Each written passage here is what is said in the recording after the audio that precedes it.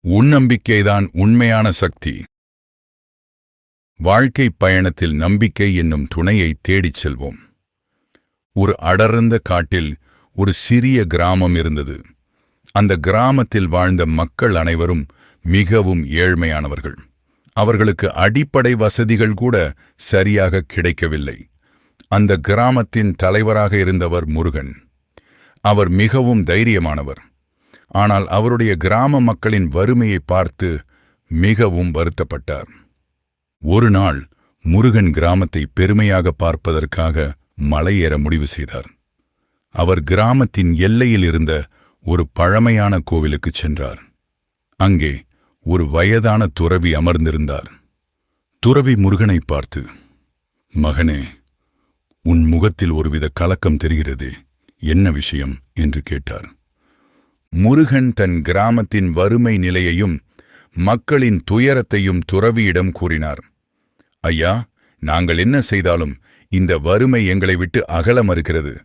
எங்களுக்கு ஏதாவது ஒரு வழியை காட்டுங்கள்" என்று கண்ணீருடன் வேண்டினார்.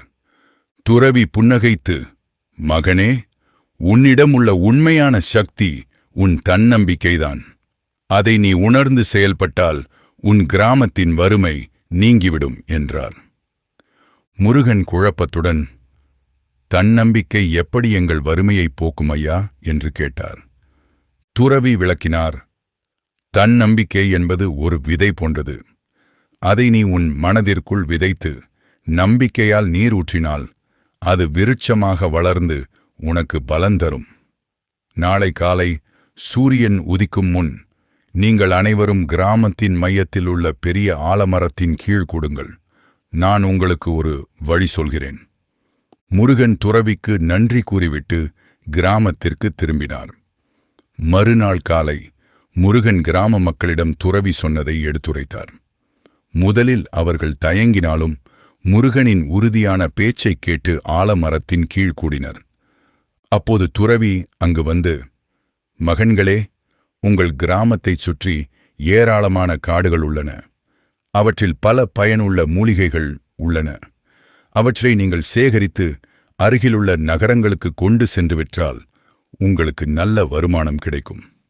ஆனால் இதற்கு உங்கள் உழைப்பும் தன்னம்பிக்கையும் மிகவும் அவசியம்" என்றார். கிராம மக்கள் முதலில் தயங்கினாலும் முருகனின் உற்சாகமும் துறவியின் வார்த்தைகளும் அவர்களுக்கு நம்பிக்கையை அளித்தன. மறுநாள் காலையிலிருந்தே ஆண்கள், பெண்கள், குழந்தைகள் என அனைவரும் காடுகளுக்குள் சென்று மூலிகைகளை சேகரிக்கத் தொடங்கினர். சிலர் அவற்றை சுத்தம் செய்து உலர்த்தி பொட்டலங்களாக கட்டினர்.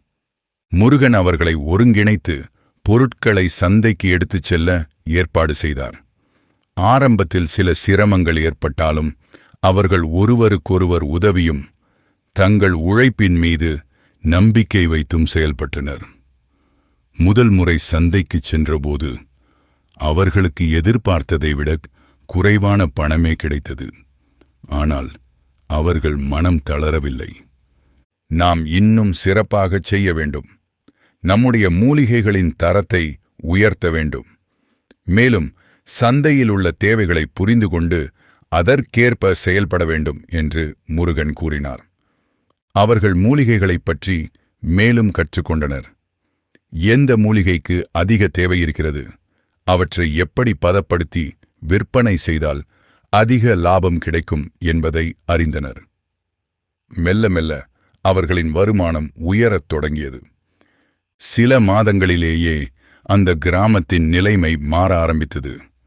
மக்கள் தங்கள் வீடுகளை செப்பனிட்டனர். குழந்தைகளுக்கு நல்ல உணவு கிடைத்தது. பள்ளிகள் திறக்கப்பட்டன. அந்த கிராமம் வறுமையிலிருந்து விடுபட்டு செழிப்பான கிராமமாக மாறியது. இதற்கெல்லாம் காரணம் அவர்களின் தன்னம்பிக்கையும் விடாமுயற்சியும்தான். முருகன் துறவி சொன்னதை உணர்ந்தான். தன்னம்பிக்கைதான் உண்மையான சக்தி என்பதை அவன் கிராம மக்கள் அனைவரும் புரிந்து கொண்டனர். அவர்கள் இனி எந்த சூழ்நிலையையும் எதிர்கொள்ள தயாராக இருந்தனர். ஏனெனில் அவர்களின் மனங்களில் நம்பிக்கை என்னும் ஒளி எப்பொழுதும் எரிந்து கொண்டிருந்தது.